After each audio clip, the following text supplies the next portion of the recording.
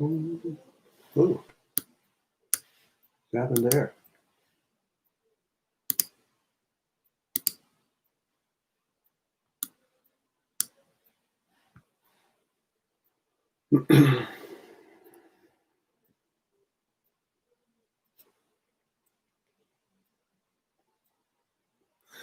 Hello, hello. Is this Marta? Because if it is, I don't know. Hello, everyone. Nice to see you coming on board. I'm just going to wait a couple of minutes here, make sure everyone is on board. It's a chilly day here in the countryside of England.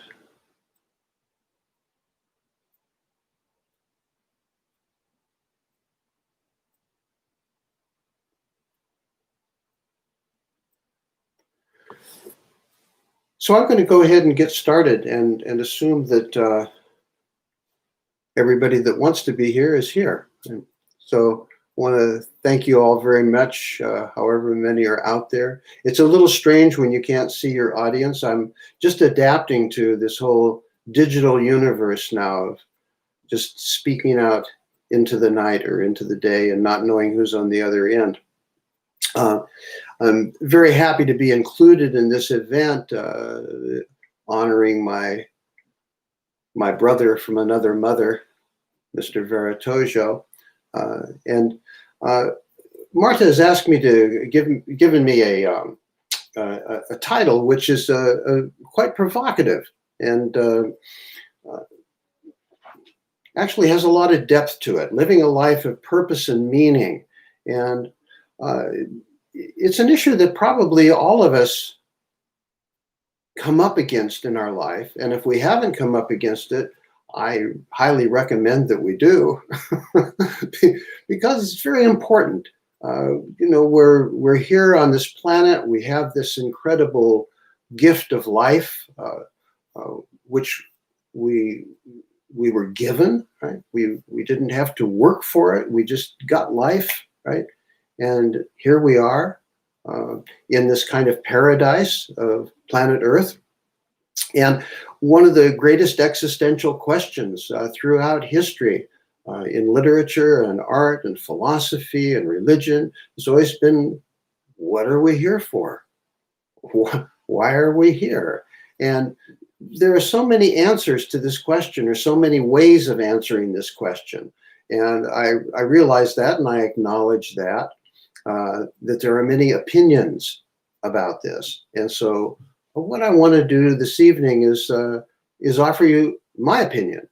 And my opinion undoubtedly is going to be slightly different from other opinions that you've heard in the past. That's the way that this works. And so hopefully it stimulates a conversation and stimulates a particular kind of reflection on this question. You know, one of my mentors in life was Michio Kushi, who probably most of you are familiar with, because I should imagine that most people that are on this call are interested in macrobiotics or are already macrobiotic. And he put forward the idea that life was just a game, and that what we should do is we should play, right? And we should we're here to play. We come to this planet to play, and I certainly agree with that. And I also acknowledge the fact that there are different kinds of games, and some games are games that are very significant in the sense that they are beyond our own ego. They are games that are big games. In fact, the first time that I ever met Mr. Kushi, the very first time, he asked me to, or some of the people that were around him said that he wanted to talk to me, and I was very happy to go and meet him. And we sat down and we started talking. And he said, one of the questions he asked me was, well, what do you do? What do you do in your life? And I said, well, I'm in the theater. And he said, oh, the theater. He said, what do you do in the theater? And I said, well, sometimes I act, but mostly I'm a director. I like to direct theater. And he said, oh, okay. And he said, well, what if I told you that there was the biggest play that had ever been thought of that is going on right now, and you get to be part of that production, right? And I said, well, that sounds very interesting indeed. And so he went on and explained to me about how macrobiotics was this huge play, this huge game. And it would be a very exciting game to play. And it would be a very significant game to play because it would have a game with meaning, right? And ever since, well, even before that conversation, I was already playing that game. And that was a great inspiration for me to continue playing that game. One of the things about creating a life of purpose and meaning is that it's important that we decide what's of value. Right? What is of value to us? Because that's, in English anyway, that's one of the meanings of meaning, right? Is value. What are our values? What do we value in our life? What's important to us? So what do we want to see happen in the world? What's our vision of the world that we would like to help create, that we want to participate in? Because there are many different visions of the world that are out there in society. You see them every day. You come across them from politicians, you come across them from religious leaders and spiritual leaders and nutritionists and, who knows, celebrities and rock and roll stars. People have different kinds of values that they're putting forward. And some of those values are very seductive. They're very interesting. And so we may pursue some of those values, but what are our values? What are the values that really touch us in our heart and in our mind, in our spirit? What are the values that are important to us? Now, within macrobiotics, we have many different templates of ways of understanding, concepts of understanding the way that things work in nature. They're all based on observation of natural law. How do things actually happen in nature? And one of those is an invention of George Osawa's, or an observation of George Osawa's, and that is that we develop in a particular fashion. And in that particular fashion, in that particular way of developing, as we develop ourselves biologically, and as we develop ourselves socially, as we develop ourselves spiritually, our values become more broad and more deep. In other words, it is possible for us to extend the way that we perceive the world around us, not only in terms of the breadth of the world, so that we see not only our own tiny little community, but we start to perceive things that are happening in the world around us at a greater distance, perhaps more depth of perception into why we're seeing these things and what those things may signify. And this was called judgment. This was the levels of judgment.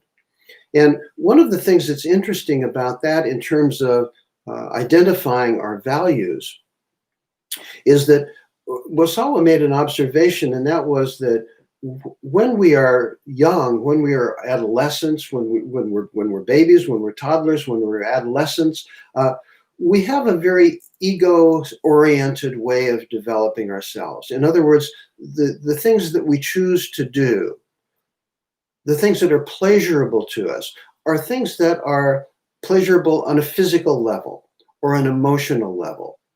In other words, we find out that eating certain foods is very pleasurable. We love to eat those foods, or by laying in the sun is very delicious. It's a very delicious experience, and it's very pleasant to us. It satisfies the senses. Or we find out as we grow older and we come into adolescence that other people can make us feel good. The acknowledgement of other people, perhaps the intimacy with other people, perhaps a sexual contact with other people, that these are things that become of great value to us.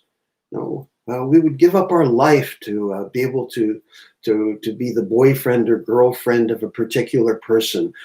We think it's the end of the world. That's our value. Our world whirls around, spirals around that particular idea. That's the thing that has value to us. Now, there's nothing wrong with that. That's good. That's good to have that kind of experience and to be able to enjoy the value of that.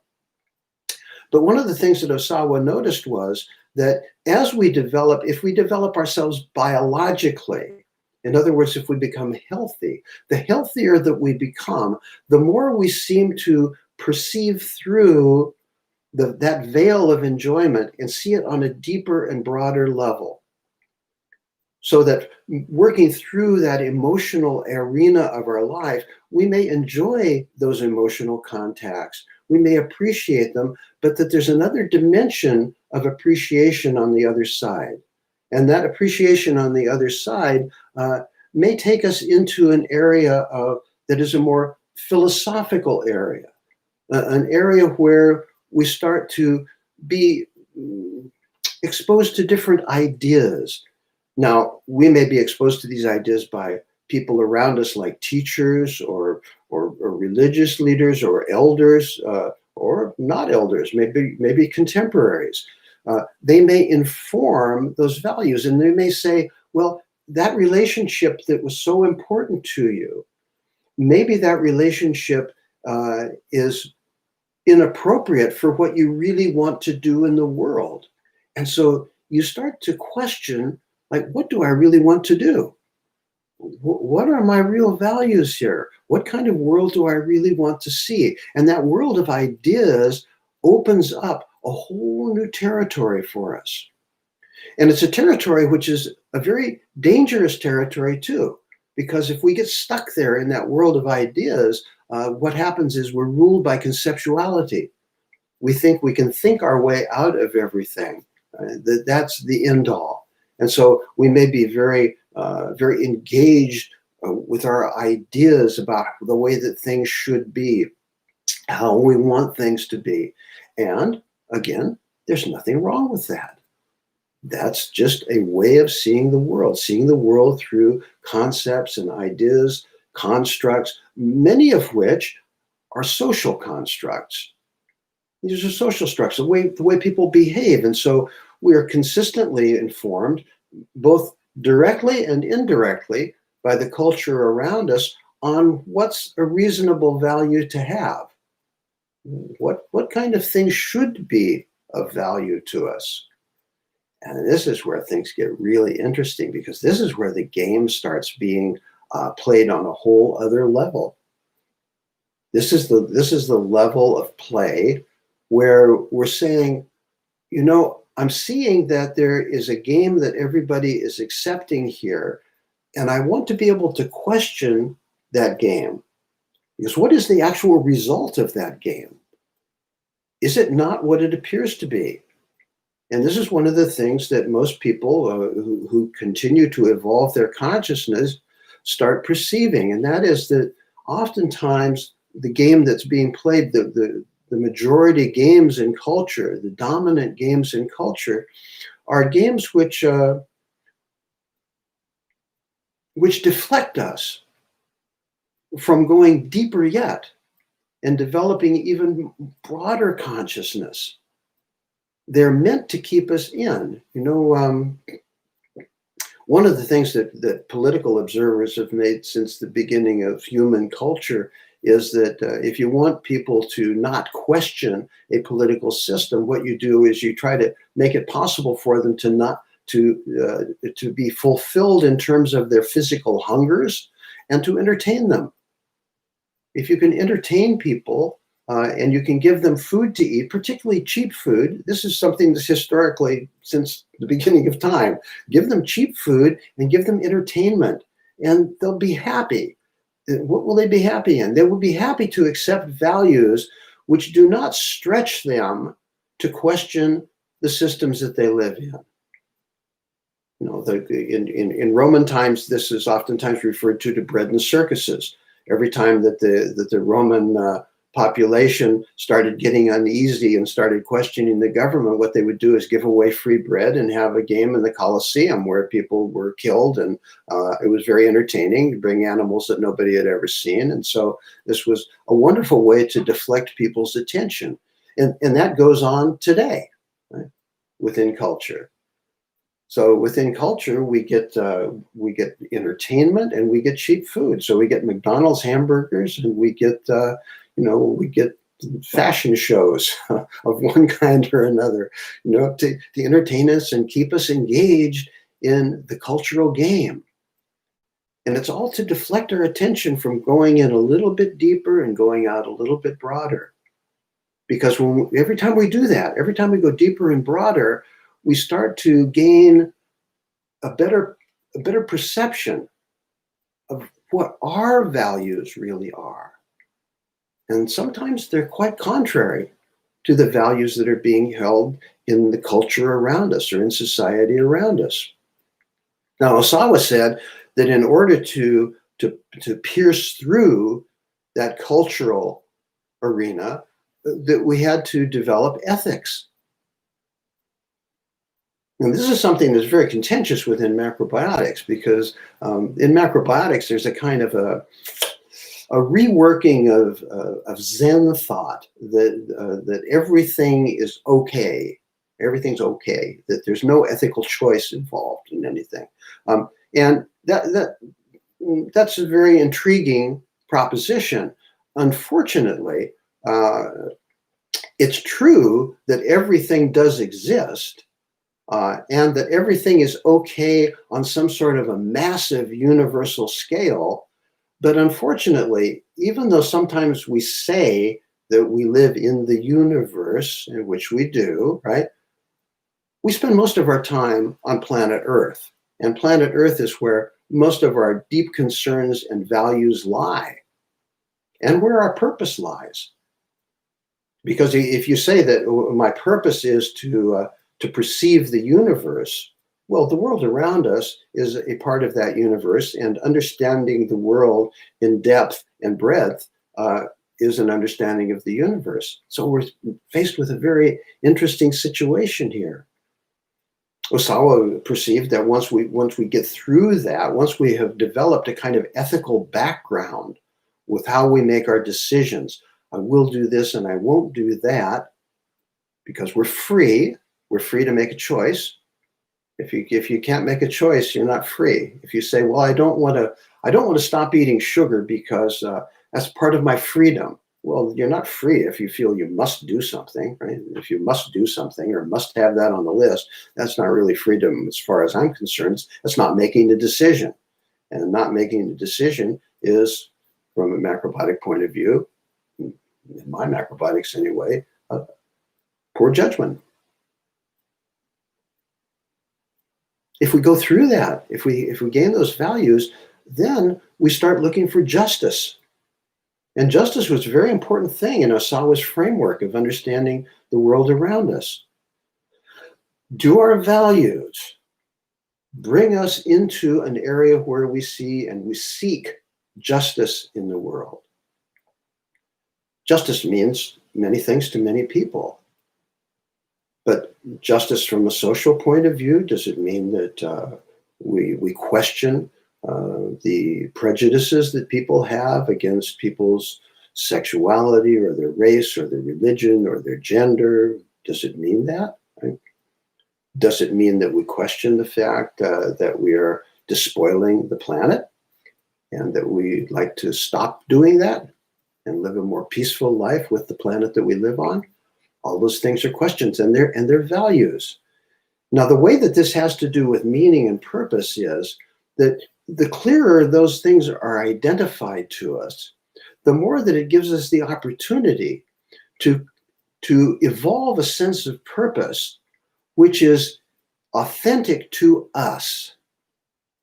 Not authentic to, it may be authentic to other people too, but which is authentic to us. Not something we have been told is right, but something we've listened to the opinions and we clarify those. And we line ourselves up. We line our activities up with that. And so what's our purpose? Now, sometimes our purpose comes to us very young in life, and we feel, I mean, some people want to grow up and be a magician. Some people want to grow up and be an astronaut, and that might be something that we do, but is our purpose involved in that? The purpose can be involved in anything that we want to do. I suppose, although I don't know and I haven't thought about it, I suppose that somebody could be a very deep thinking astronaut with a great purpose and an idea about being an astronaut that was comprehensive and inclusive of humanity. What is our purpose? And there are many things that can affect that. I mean, we have a unique skill set, all of us do. And we have to figure out, how do I take that unique skill set, those unique gifts that I have, and everybody has them, how do I take my unique gifts and move them into the world in a way that satisfies my sense of purpose and meaning? It doesn't have to be a grand sense, by the way. It doesn't have to be something we don't have to aspire to be the environmental advisor to the United Nations, or to discovering a new cure for cancer, or, it's not about that. It's about identifying ourself and our values so that whatever we do is a manifestation of that, and we're aware when we turn off the path, when we deviate. Now, there are many things that can deviate us from the path, and they are known. They're not mysterious. A great American psychologist, Erich Fromm, once said, this is from the 1940s, he said that there is a pathology that dominates modern society, a sickness. There's a sickness in modern society. And it has to do with the accumulation of goods. It's an identification of self-worth with objects. In other words, if I have a really beautiful car, that means I'm a very cool person. If I have the latest iPhone, I'm really good. I'm really with it. And it's a sense of self-worth with object. And we have to make a choice, Fromm said, between whether it's important for us to have or to be. And this is one of the things that is so important in our culture now, because the having can take us very much away from a sense of purpose, which is a lasting sense of purpose. See, if I go back again to Micho, one of the things that Micho always said was that if you have a sense of purpose, he called it a dream, if you have a sense of purpose, that's really good. But make sure that your sense of purpose outlives you. I like that. In other words, that you're never going to be able to accomplish it, because it is the pursuit of that purpose that is so important, because that's where all the self-learning comes. That's where all the service comes. Everything is bound up in that sense of purpose that is the dream that transcends your own personal existence. You might think, well, wow, that's certainly a contraindication to everything that we know in culture, because much of culture right now is you got to go out there and you got to get it.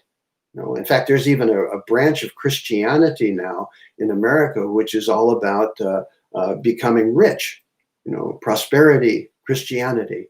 And so the reason that the proof that you have that God is on your side, and that you really understand what godliness is if you become wealthy.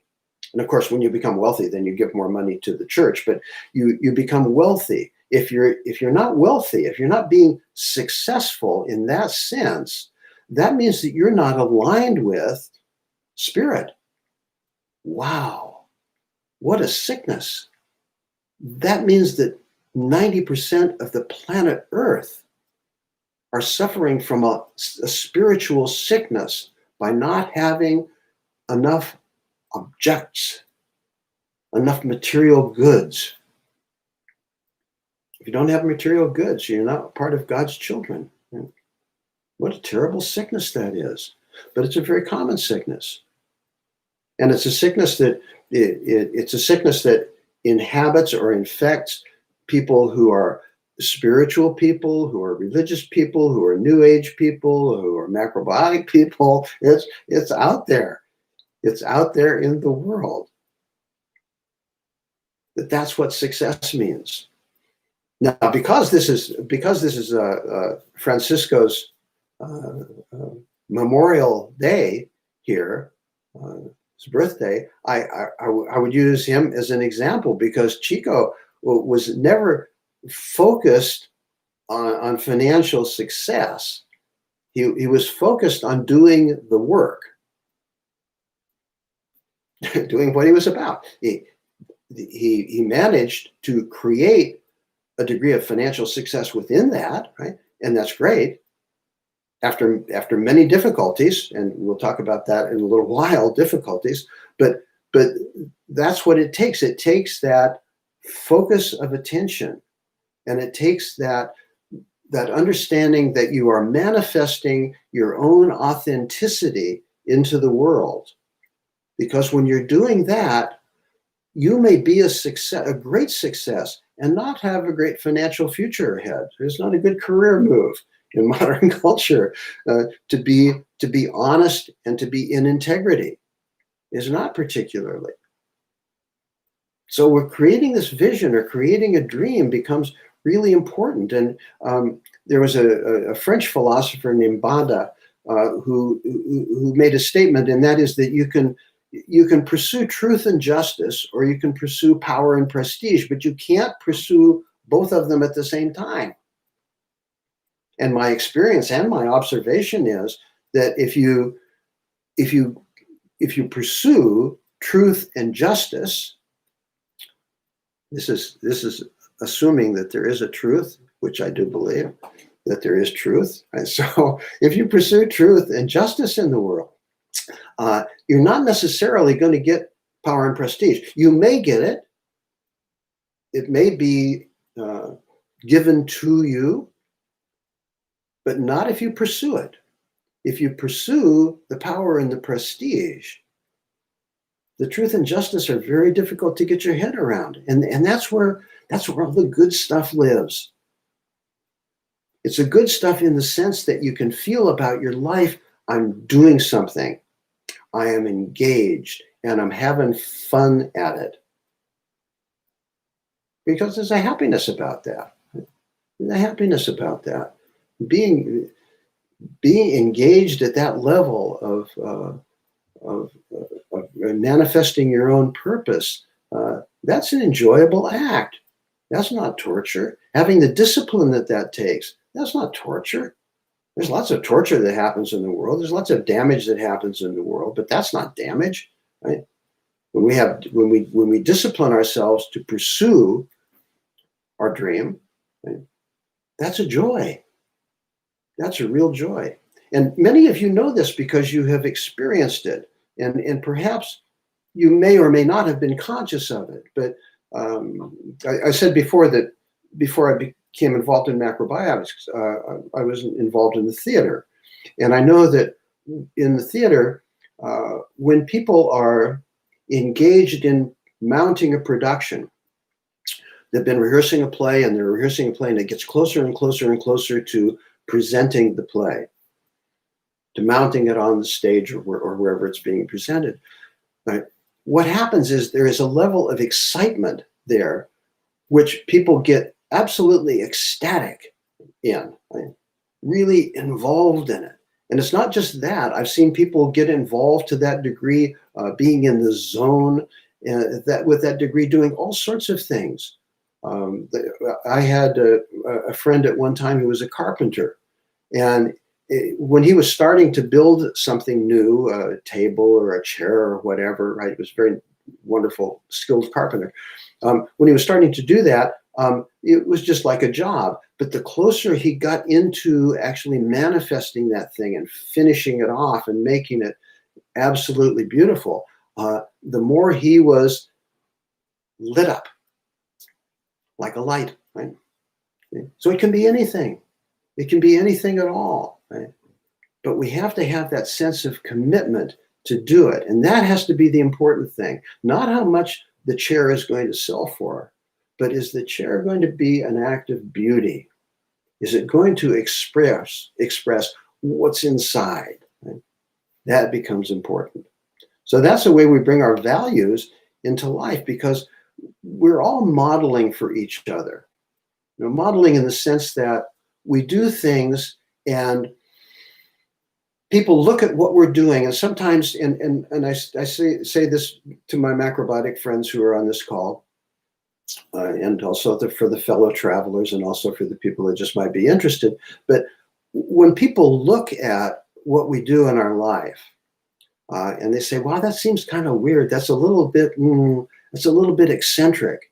But when they see that we are happily involved and that we have a sense of purpose and that we're genuine about it, that we have an ethic about it, so they can count on us to bring that ethic out in front all the time, and that we live that ethic. We don't just speak it, we live it. The more that that happens, the more that people around us socially look at what we're doing and say, maybe that's not so bad. Maybe that's not a bad thing to do. And when we do it the other way around, when we get so tied up in a lower level, in a lower realm of justice or judgment with doing things, when we're all in our head, or we have a sense of self-righteousness rather than a personal ethic, a sense of self-righteousness. In other words, other people have to do what we say they have to do, rather than we hold our own space and other people can make their own decisions. When we're in that place, right, then that's when people start to wonder, maybe I should look at that. Maybe I should look at that thing. I had an experience quite a few years ago. There's a famous architect by the name of Paolo Soleri. He's dead now, but he's still a famous architect. He was a visionary architect, a real dreamer. Right? He dreamed cities that were beautiful cities that were ecologically founded, that people, thousands of people could live in harmony and in close contact with each other, and still have a maximum exposure to nature. They were incredible ideas. And he even started to build one at one point in southwestern America. It didn't really work out. He didn't have the financing for it, but he was a real visionary and a wonderful guy. And I was at a conference one time, and I ended up at the same table as him. There were the people who were organizing the conference told you which table you were going to sit at, and I ended up at a table with him, which I was very pleased with. And I was talking to him, and he, at one point, he said, "You're macrobiotic, aren't you?" And I said, "Yeah, I am."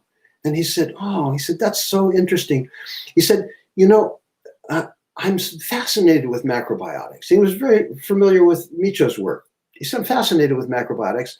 And he said, "I've read a lot of studies about the possibility that when people eat a particular kind of diet, they get along better." And the studies he was referring to were animal studies, which were done with rats and mice. And if you fed them a healthy diet, they got along better. And if you fed them a diet that was filled with junk food, they started fighting each other. It wasn't a big revelation for most macrobiotic people, but there you have it. It was for him. And he said, "So I'm thinking, originally was thinking in my cities, we should really think about health and we should think about diet. And so I wanted to pursue a macrobiotic diet." And he said, "But it didn't work." And I said, "What didn't work?" And he said, "Well," he said, "we had a macrobiotic cook come in and take over the kitchen, but she was like a food Nazi. She wouldn't let people have any input into the kitchen. She said, this is the way it has to be, and it has to be this way, and I won't listen to you. And I said, wow, that's too difficult. That's terrible, I guess. And he said, no, he said, and the food wasn't tasty. He said it was very, very, very, very bland, or it was very salty. He said it was either, those were the only two tastes, bland and salty, right? He said, and so, you know, it didn't work out. People were very unhappy that were living in Arcasante at the time, which is the little city that he started. And he said that didn't work out. And he said, I was really disappointed. And so he said, I went on an advertised, and I got another cook, a macrobiotic cook. And he said, this cook came in, and he was the same. He said he just wouldn't listen to what we were eating. We were growing vegetables in the garden, but he refused to use any of them because he said they weren't grown correctly. And, you know, we were organically growing. And I thought, wow, what a lost opportunity. And they said, but the last thing and the most important thing, and he said, it's the only reason I'm talking to you is that, see, you seem to be having fun. He said, they never looked like they were having fun with what they were doing.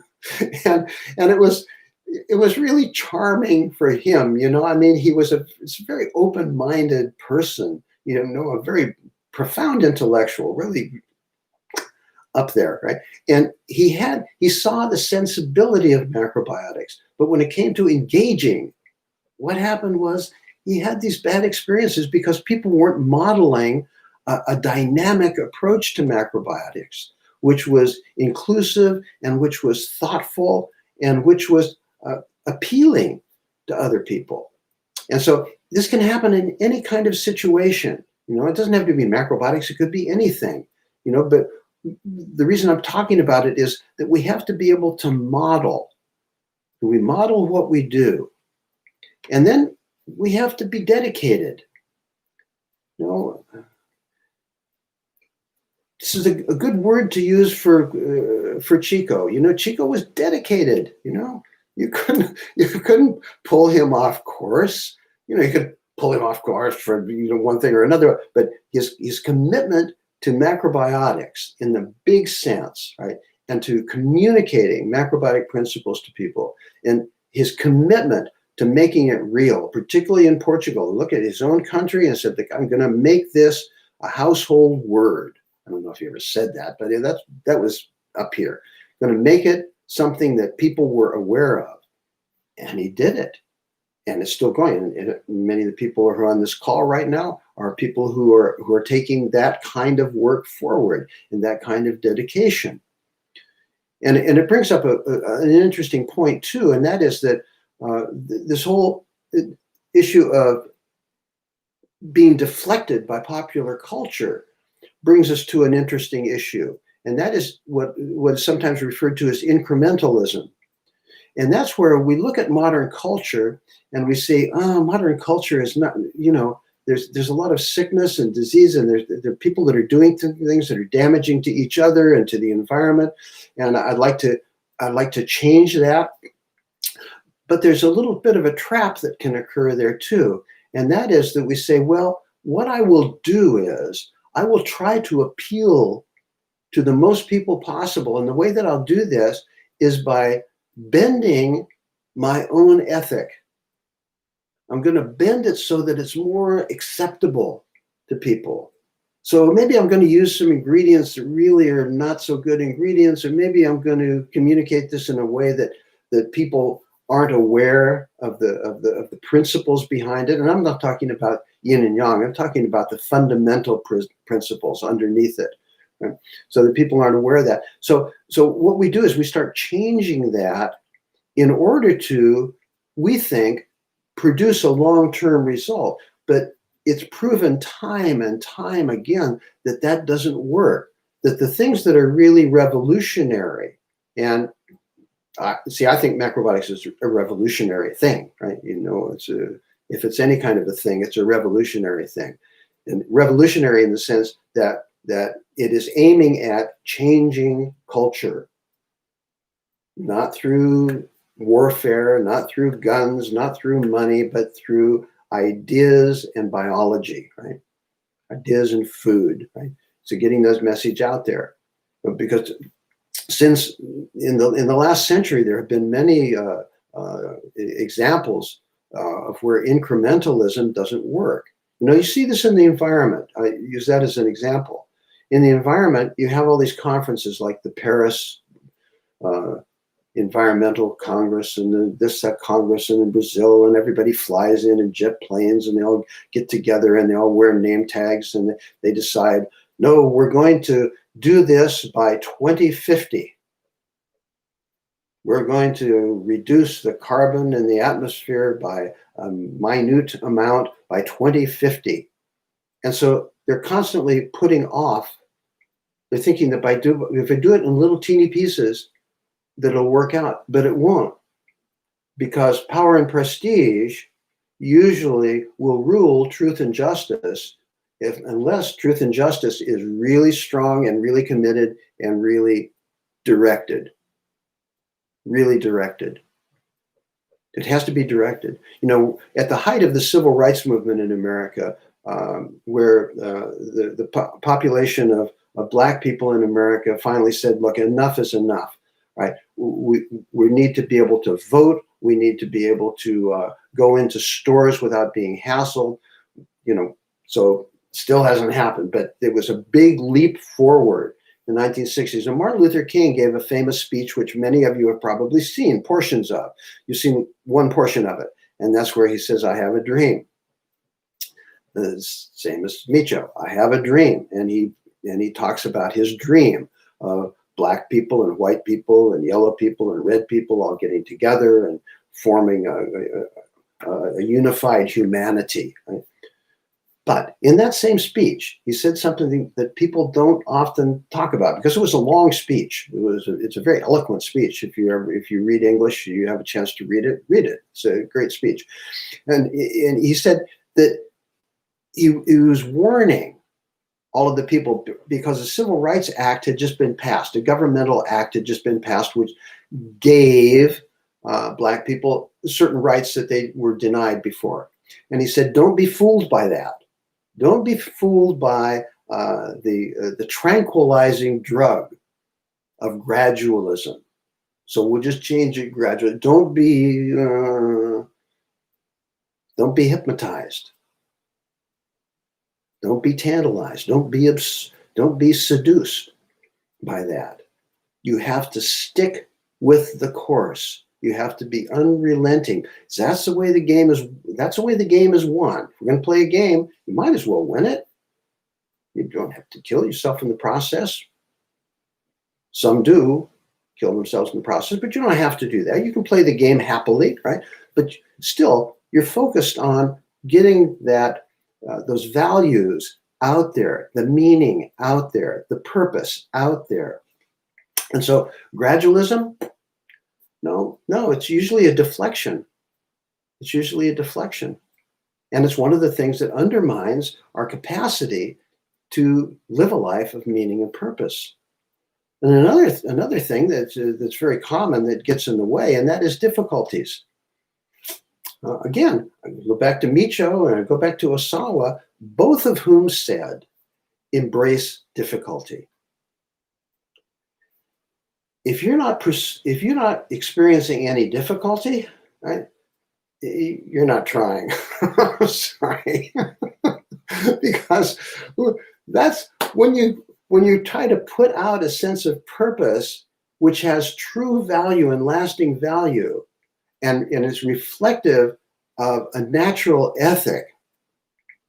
You're going to come up against walls. And you have to figure out how to go through them or around them or over them or under them. Right? That's part of the game. Right?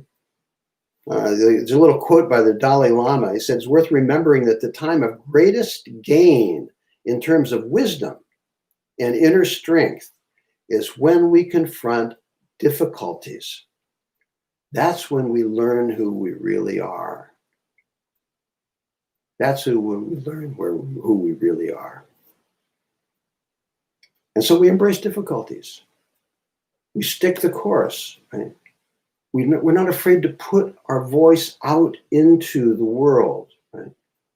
Because if you don't put your voice out into the world, it doesn't get heard.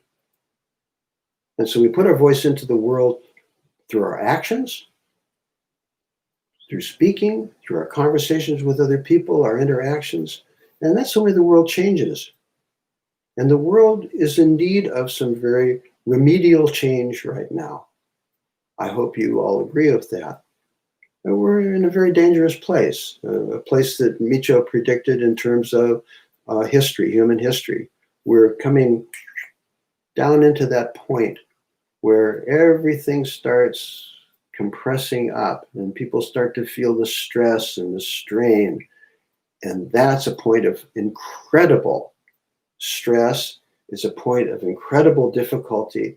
And it's also a very, very exciting potential for what happens next. So we get to be part of that, all of us together. So now that's pretty much me. I enjoyed talking to you, but I see that there's a note up there. If anybody has any questions or any comments or any discussion, if you type those in, I'm happy to address those. I want to thank the Veritojo family and the staff of IMP for inviting me to be on this evening. No questions? No comments? No discussions? No nothing? Oh, what's that? Oh, thank you very much, Institute IMP.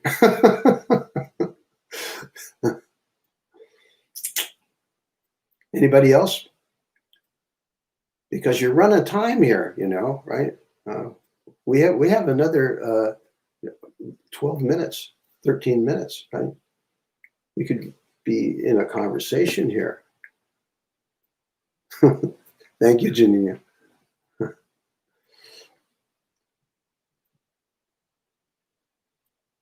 This is such an important thing, you know. I mean, it's where we're at right now because it is our collective sense of purpose.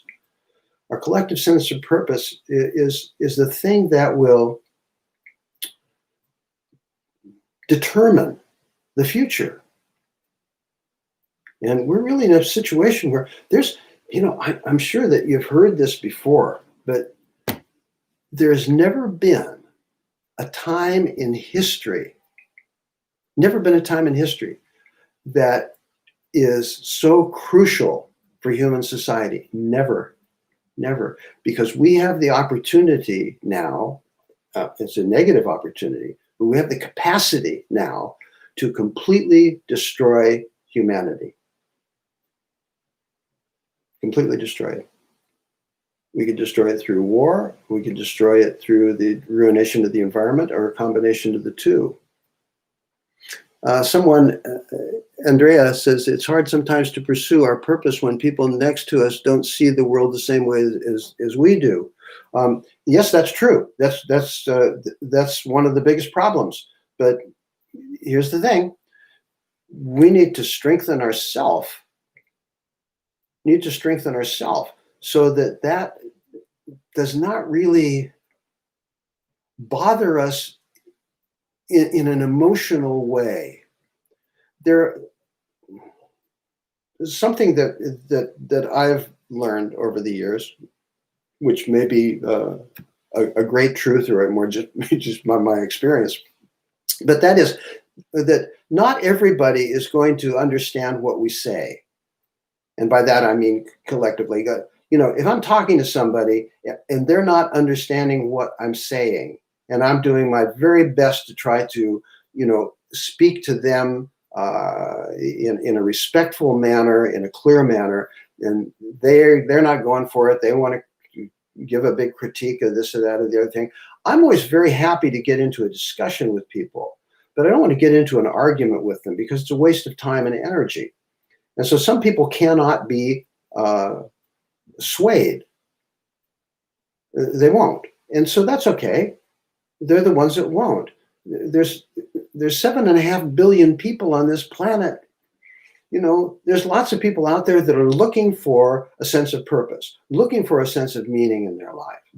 I come across them all the time, or they come across Marlene and I. You know, they find our website and they come on and they leave a message and say, "Oh my God, I want to do this, that, or the other thing." And so that's all right. Not everybody's going to go for it. Not everybody cares about the environment. Not everybody cares about their health until they're really, really sick. And then they usually go to a doctor or, you know. That's why we just operate from a sense of emergency. You know, when New York is underwater, when Miami is underwater, when Calcutta is underwater, probably people will start thinking, Jesus, maybe we better do something about this. And it might well be too late by that time. Right? So only, it's I'll give you another quote. Tonight is my night of quotes, right? The anthropologist Margaret Mead, American anthropologist, said, some people doubt that a small group of people can change the course of history, but it has never been another way of doing it. It's always a small group of people who completely transform the world.